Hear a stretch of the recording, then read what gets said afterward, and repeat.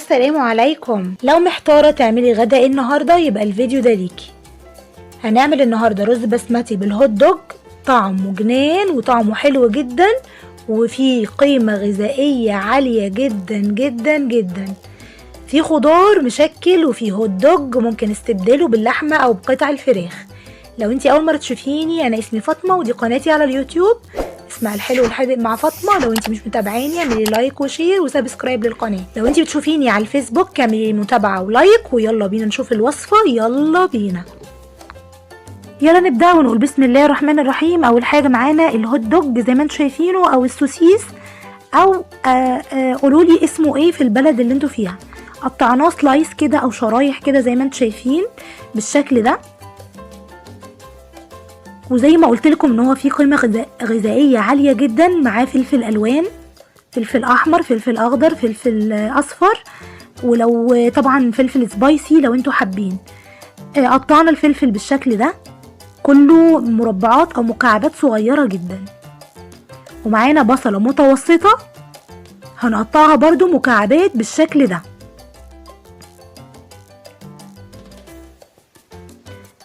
هنا معانا جزرة او 2 هنغسلهم كويس جدا ونقشرهم ونشيل الطبقة اللي على الوش. وهقطعهم برضو مربعات او مكعبات نفس تقطيع الفلفل الالوان والبصل ونفس التقطيعة هي. معانا حلة على النار هنحط فيها مادة دهنية يعني شوية كده من الزيت ومكعب كده من السمنة.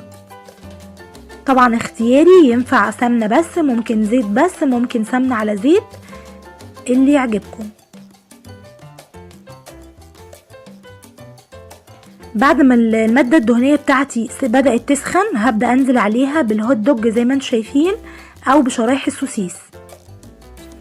انا هقلب بقى في شرايح السوسيس دي لحد لما يحمر وياخد لون جولد ذهبي كده، واشيل منه اي ريحة زفارة او اي ريحة كريهة او اي ريحة مكروهة يعني زي ما انتم شايفين بالشكل ده. بعد ما احمر معايا او خد اللون الجولد معايا هنزل بالبصل وهديله برضو تقليبه وتشويحه كده.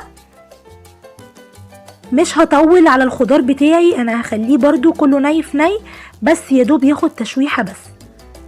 بعد ما اخد معايا تشويحه هنزل بالجزر. الحاجه اللي بتاخد سوا اكتر ببدا انزل بيها الاول، يعني الجزر هشوحه بقى الجزر كويس جدا.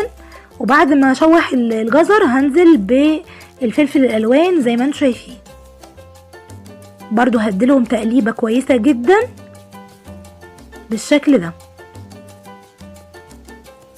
بعد ما اديتهم التقليبه دي حبه بقى التوابل دول هم اللي هيظبطوا الكلام وهيظبطوا الدنيا كلها. تعالوا بقى نقول التوابل دي عباره عن ايه. التوابل دي عباره عن لورا، حبهان، ليمون مجفف، كركم، كاري، ملح، قرفه خشب، و7 بهارات وملح. طبعا التوابل دي بجد هتظبط الرز البسمتي بالخضار، هتخلي طعمه حلو جدا. تاخد تشويحة كويسة جدا زي ما انتم شايفين. وبعد كده هننزل بالرز البسمتي على طول كده بقت تمام. تعالوا بقى نحط الرز البسمتي وهقول لكم هنحط كام كوباية وعليهم كام كوباية مية. تعالوا بقى نقول بسم الله ونحط نعد كام كوباية رز بسمتي. 1 2 3 كوبايات رز بسمتي. 3 كوبايات رز بسمتي عليهم 6 كوبايات من المية. انا حطيت الرز البسمتي وقلبته كويس جدا عشان يتشرب من التوابل اللي احنا حطيناها دي. وبعد ما اتقلب كويس جدا تعالوا بقى نحط المية بتاعته. دي مية مغلية، هنحط 6 كوبايات من المية المغلية وهنظبط الملح بتاعها، هندوق الملح بتاعها ونظبطه وخلاص على كده. لكل كوباية رز بسمتي كوبايتين من المية.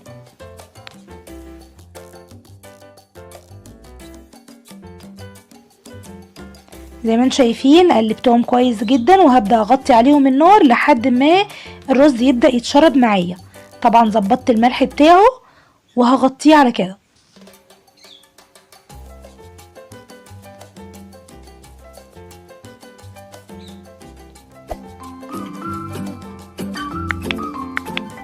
بعد ما عدى 10 دقايق من الرز او 7 دقايق، من 7 ل10 دقايق بقى بالشكل ده.